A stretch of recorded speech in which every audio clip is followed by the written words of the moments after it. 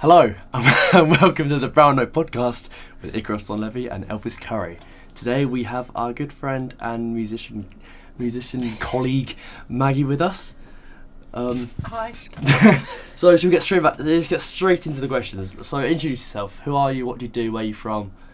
What are you? I'm Maggie. I'm a singer-songwriter from Northamptonshire, though I am relocating to Brighton in the near future. I play guitar and piano, and I write all my own songs, some of which I'm recording at the moment. Very nice.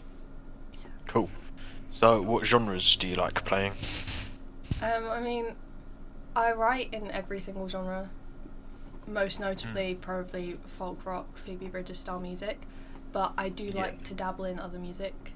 Like, I did write an indie rock track last year that we don't really talk about, but it happened. Well, how about we do talk about that? Go into a bit more detail. What's Yes, kind of that's why we're here after with, all. Yeah. What's the kind of process with like writing the songs, and like what's your thought process when writing the songs? I don't know. I don't really have like a set songwriting process. I mean, it depends what sort of mood I'm in. If I'm in a bad mood, it just comes out. If I'm not in a bad mood and I'm actually intending to write something decent, Good evening. My father. Most of the time, I will find a phrase that I like and then it just builds from that. Or I mess around on the piano. If I'm messing around on the piano, it's going to be a good song. What would you say is your strongest instrument? Piano, definitely. 100. Really? 10%. Yeah, I pick things. I don't think I've ever heard you play the piano. Everyone says No. that. Lyndon's You'll have to give me a banished little- from instruments. Yeah. For context, Lyndon does is do one of that, our doesn't he? trusted and loved teachers. If he's listening to this, Lyndon, I have a bone to pick, but I love you. Sorry. He's probably going to be one of the only people listening to this. Yeah, that's a good point, actually. Okay, here's a question. What would you say you're good at? I mean, I like to think I'm an okay songwriter. I mean, I'm quite good at working in a band situation, I think. I think I'm a good session musician. I can sort of figure out what I need to do to make a track the way that some people want it. Like, I started working with someone else that was on the course at one point, and she wanted a song a specific way but couldn't figure out how to communicate that to someone. So I like to think I'm very good at, like, communicating what people want to other people, so that Being they can, the middleman. Yeah, So I think that's such an important skill to have as well. Yeah, 100%. What sort of like band situations have you been in? Like, is there any like session musician work you've done, or like you said, you've helped out like your peers in the past? Like, what? I mean, it's mainly songwriting stuff. I was a session musician and songwriter on a track that someone is releasing soon. I don't know if she's released the release date yet, but I was a co-writer and pianist on that track, and also wrote most of the instrumentation and most of the lyrics. But other than that, I have been in one band before. Do you want to give us a bit of gossip about that? Air out your dirty laundry. They're not going to see this. You can air out your dirty laundry. It's okay. Basically, I was in a indie rock band called The Wishful Thinking last year for my FMP. And that was not the best situation. There was one particular person who was not very willing to cooperate or compromise on anything, but also had nothing to input. They wanted it their way, but would not tell us what their way was. So then they left, and then everyone else fell apart. There's always one. And then there was a whole bunch of personal stuff that went alongside that. There's always one in the band. Like, I think all three of us have had an experience. There's been one person in the band that's just made it fall apart. Yeah. There's always that one selfish little prick. Lame.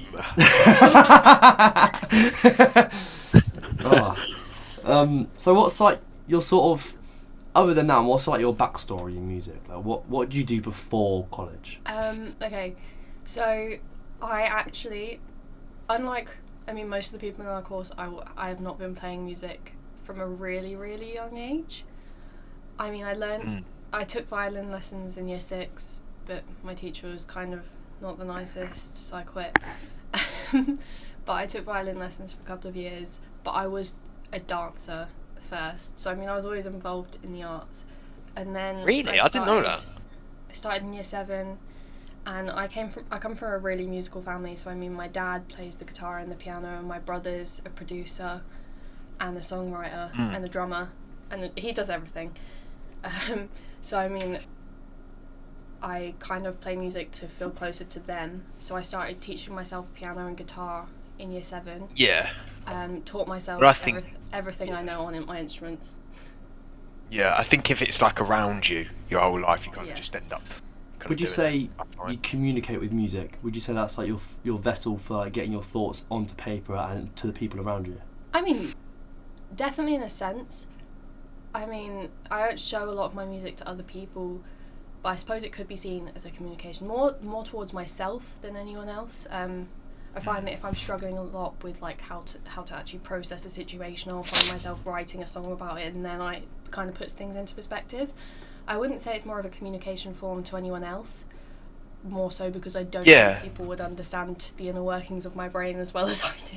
I feel like even with those even if it's like a complex situation, people still will find something to relate with. Yeah, that's what I hope to achieve with my music. I mean, I try not to write too specifically because I do want people to relate with their own situations to my music. That is the end goal, I mean. But yeah, that's quite an interesting concept, I think. One more little question from that little collection of questions. What kind of things do you write about? Like, what's your normal? What sort of things really make you tick? That you really like? Oh, I should write a song like this. I mean, most of my songs are sort of like journalistic in a sense, based on what I'm going through in my own life. I mean, we can all tell that there's a lot of my songs written about a certain situation over and over again to try and process that. But I mean, also, I like delving into the idea of songs being completely fictional in a sense. Like, there's some songs that I've written that have absolutely nothing to do with me, that have been inspired by friends' lives or by things I've seen in TV, or like a quote that my favourite character said in a book, and just like building on that sort of idea. So it depends on where inspiration strikes. Like, sometimes I'll say something to someone and I'll be like, oh, that's actually like a really cool idea for a melody, like not for a melody, for a lyric in a song. That's a really cool idea to build off of, and then just build from there into this huge storyline. Yeah. Wicked. That's so interesting. Elvis, you have anything to add? I find it interesting how, I think, I don't know how to word it, but like, with what you were saying earlier, I think everyone interprets music differently.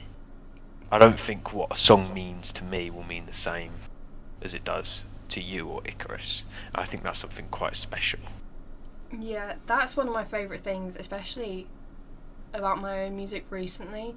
I've really come into my own within writing within probably the past 6 months or so, and I like the idea that everyone kind of takes the same set of words and the same chords, and they feel different things based on what they're going through, which I think is something like really... It's quite a magical thing.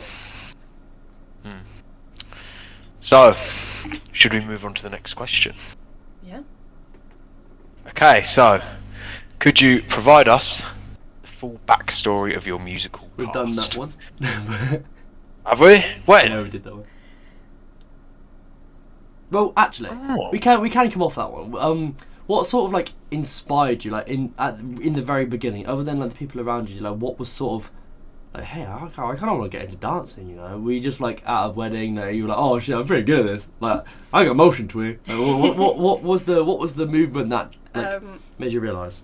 I mean, my mum stuck me in ballet when I was 4, and then I did ballet and tap until I was 8, and I quit for like a year. And then my sister wanted to start doing it, and I went back in, and my old dance teacher was like, can you just like look after the class? And then I started teaching. Then I came back, and when I was 11 I started teaching dance, and I taught baby ballet for 4 years before I quit. That's pretty cool. And it was sort of my big dream. and cool. then I quit. And what was the kind of like transition from dance to music? Like, what was the kind of, like, I don't know how to describe it. Like, what was the kind of turning point? I mean, there's not really been a turning point. I still occasionally attend like recreational classes for dance. Yeah. Because it was such a big part of my life. I mean, I started learning instruments when I was 12, so I had like 3 years of crossover between the two.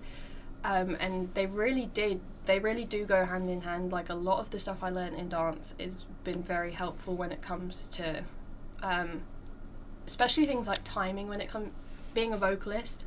Like, I found, especially coming into college last year, when I was working with a different vocalist in a band, we had very different ideas of timing. Like, it's just ingrained to me that I count out music a lot more than some other vocalists do, and I sort of just had the intuition of when I was supposed to be coming in and how long like chord sequences lasted, which I mean, they kind of went hand in hand, so there wasn't really any turning point in which I was like, I want to do music. They've always sort of just been the same thing to me, like, I want to do performance also. I feel like a thing like dance is so like disciplined. It can kind of help you learn an instrument because it really gives you that like regimented sort of feel to it. So like you'd be more motivated, would you feel, like to learn? I mean, sort of like because I learnt piano first, I never really had any lessons in any of them, and I more so was just learning songs that I wanted to know, and then from there onwards it sort of just developed into me being able to like form my own compositions. Like, I'm not a technical player by any means in any of the instruments I play, and that's one of the things I kind of regret, is that I never went into the more There's always technical time. side. There's always time. I think that's something that comes with the amount of time you've been playing something. Yeah. But yeah, I don't think there was any. I don't think it did make me more disciplined. Like, I practice, like, not practice per se, but I do play my instruments and I do sing. I do write pretty much every single day. Like, yeah, I've written over 200 songs in my life. So it's I good write stuff. them when I breathe. Do you reckon we'll ever get to hear any of these songs? You've heard them. Well, yeah. From an outside perspective, do you reckon the world will ever be able to hear the works of your mind? I mean, I hope so. I hope one day that like I can get in a studio and record songs that I'm proud of. You should. But like, who knows? Who knows what the future holds? Exactly that. Yeah.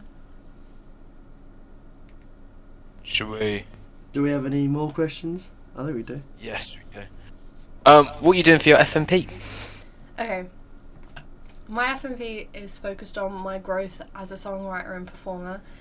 So I'm dabbling in writing in different genres of music and also collaborating with a peer of mine on one of her tracks, which I've already spoken about, which is driving me bonkers already.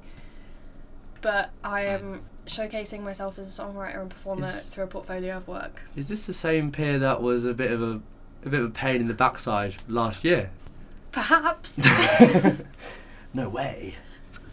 Yeah, but my entire FMP is based off this portfolio of work that I've created over the past 4 years of my songwriting experience, and how I've grown as a songwriter and how I take inspiration from my favourite artists to keep improving as a songwriter.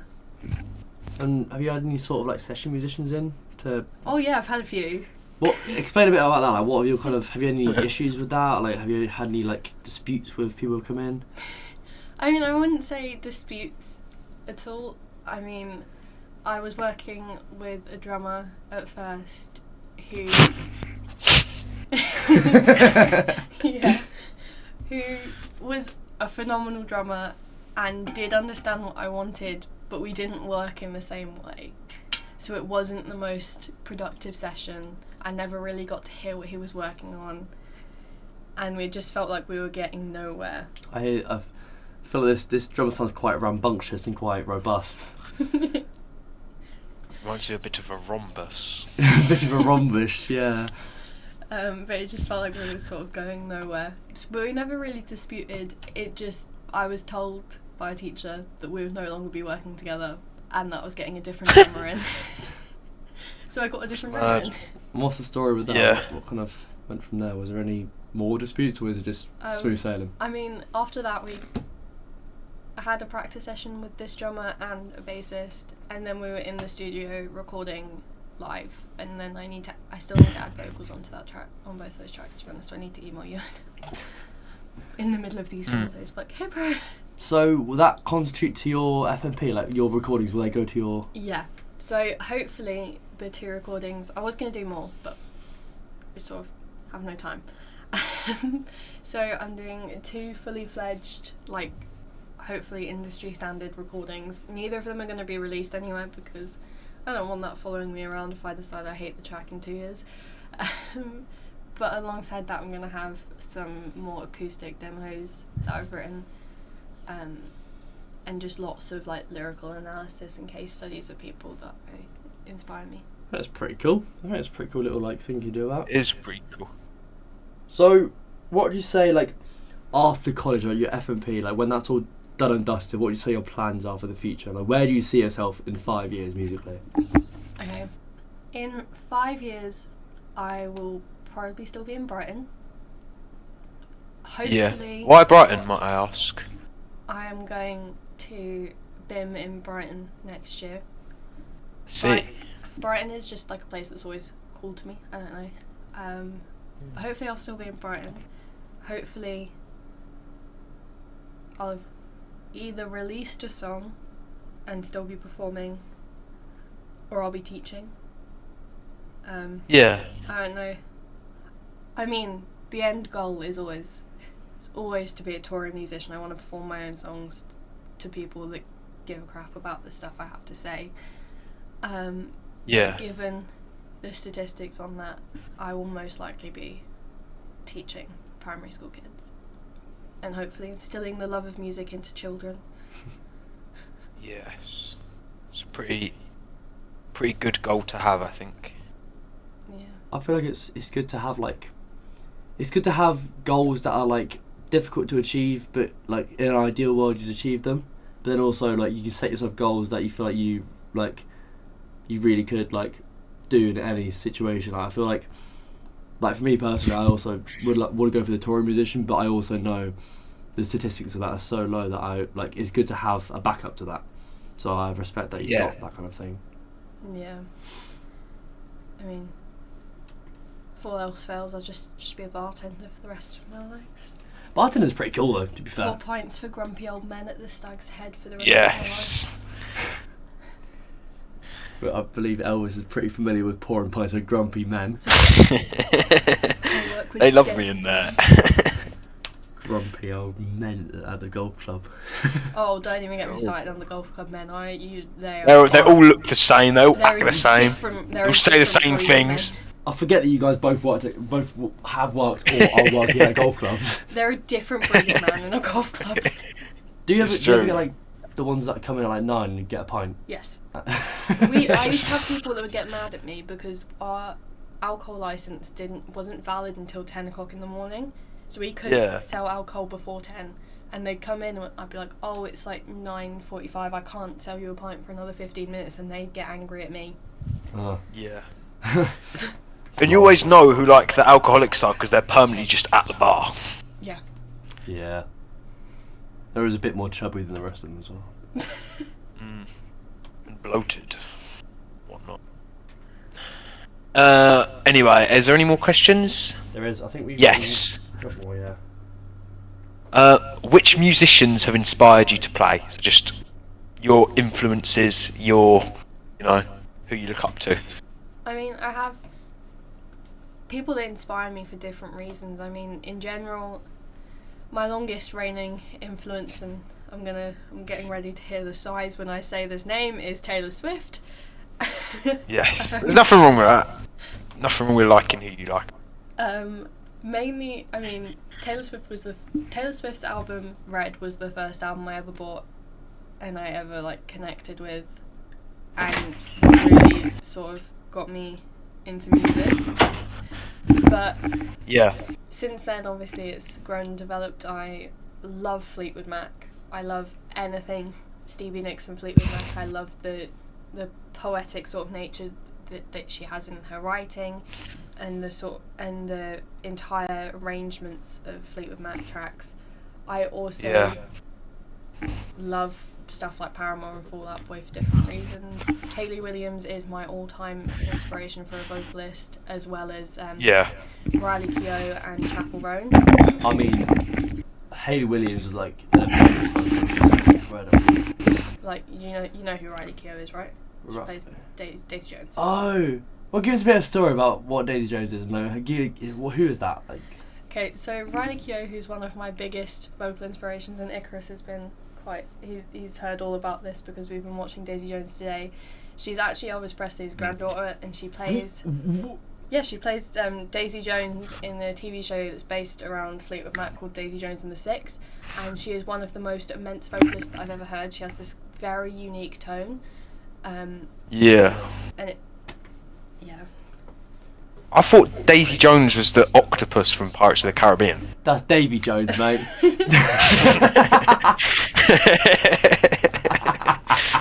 Anyway, carry on. Calm down. Anyway, so what's like? Would you say that any other media besides like Daisy Jones and the Six has inspired you? Like any other sort of like shows or movies or anything? I mean, I don't really know. I can't remember. Daisy Jones and the Really? Six has just been my fixation at the moment. Because isn't that quite a lot like Fleetwood Mac? Yeah. Yeah, there's quite a few like parallels between them. Yeah, that's the whole point. I explained this to you. Oh yeah, but explain it to the audience because the audience don't know. Well, basically, I found out in my case study about Stevie Nicks that the author that wrote Daisy Jones and the Six, because it was originally a book, was inspired by the 1977 performance of Silver Springs. Obviously the iconic one where Stevie Nicks is like singing at Lindsey Buckingham, and she then wrote a book about this band that had a whole bunch of affairs and like all sorts. So it's very heavily inspired by Fleetwood Mac, which It's pretty cool. right up my alley. Would you say there's And then you'd ever actually want not go on in the future?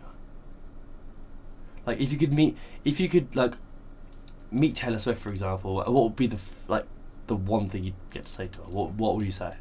If I met Taylor Swift, I'd probably pass out. I probably wouldn't even be saying anything. Considering when I went to the Eras tour, I sobbed through the whole thing because I was in the same room as Taylor Swift, which I paid £200 to be there. Bloody hell. 200 quid. I paid 200 quid to be there, and I still cried when she came on stage. I was like, Taylor Swift is here at a Taylor Swift concert. No way. Fork found in drawer. Yeah. So I'd probably pass out if I saw her. But let's say if you could speak and you weren't like forced to be non-verbal, what would you say? Like what would be like? What would come after? Oh, I fucking got this Taylor Swift. Then what would you say? Probably like, damn, you're really fucking tall in real life. What's she like 6 foot? Yeah, she's 6 foot tall. Bloody hell. I'm like, damn, She you're a really unit. tall. And then she'd probably be with a boyfriend. I'd be like, you're even taller. What the hell?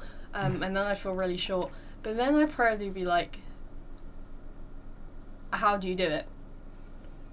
How do you keep... Because she's been in the industry for a while. Like, she's been in the industry for nearly 20 years now. And that's pretty mad. She's consistently stayed relevant. She's released 12 studio albums, so I'd be like, how... Not even just from like a relevance point of view, but from a songwriting point of view, how do you keep writing things that are different, that people want to hear, that don't eventually just sound like you're repeating yourself over and over again? Yeah. I think that like, if the music truly does come from your heart, then it will never be repeated. Like, I know, but you can never truly repeat like what comes from your soul, because it's going to be authentic of the time that you're writing it from. Yeah. But just like, how does she constantly know? Like, because every single album she's released, someone out there is connected with.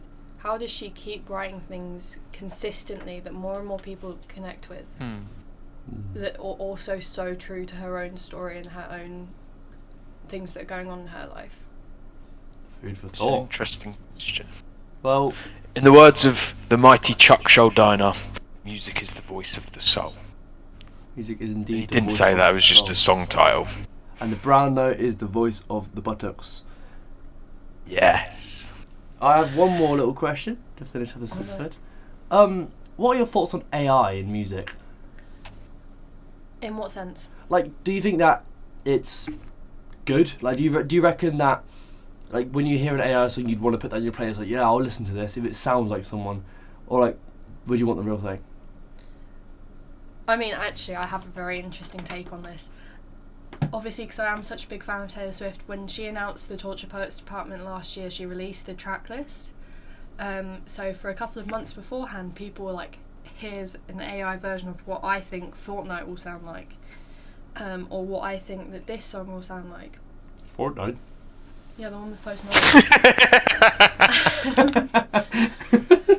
Then I feel like it's good, like in a fun sense, and fans can sort of like be like, this is what I think it's going to sound like, and you can hear it in the artist's voice. But then it turned around when the actual album came out, because people were like, oh, the AI version was better than what this is.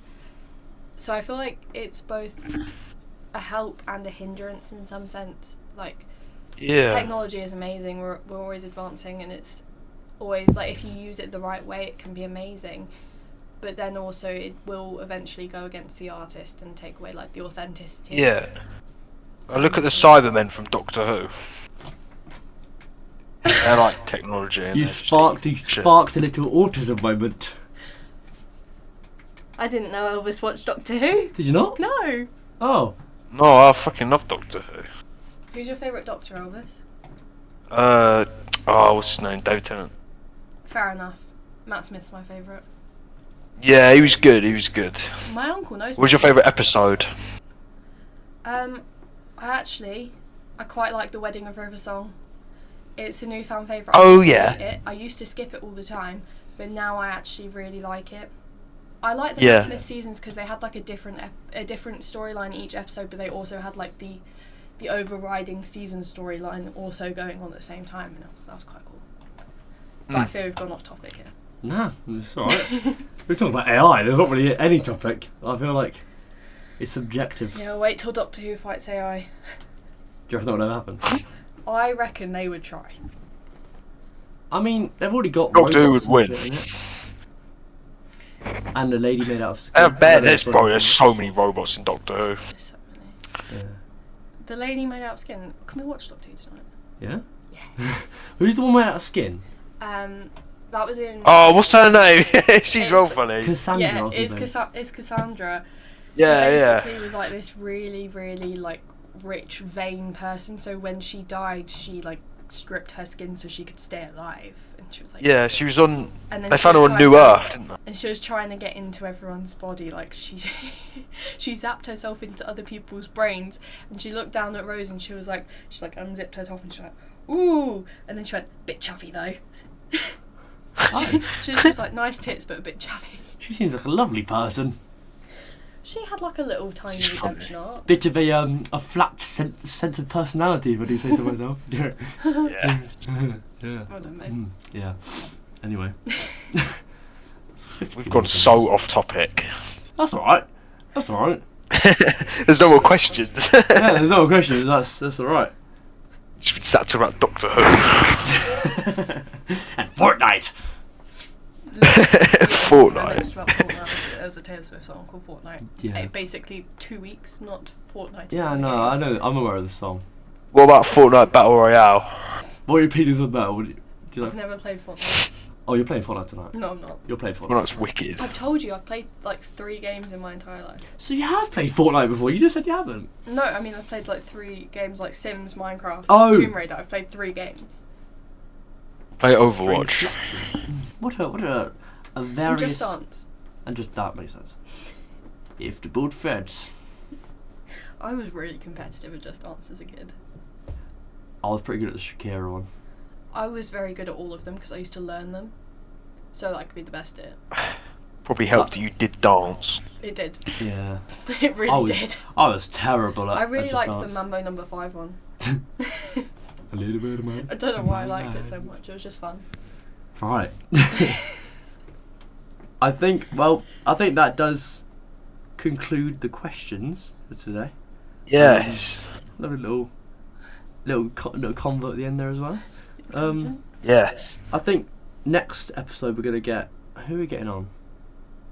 Whoever is about. Yeah. We still do my dad. Yeah. It could. Yeah. Let's try and get your dad on, but we could get Ralph on. That'd be interesting.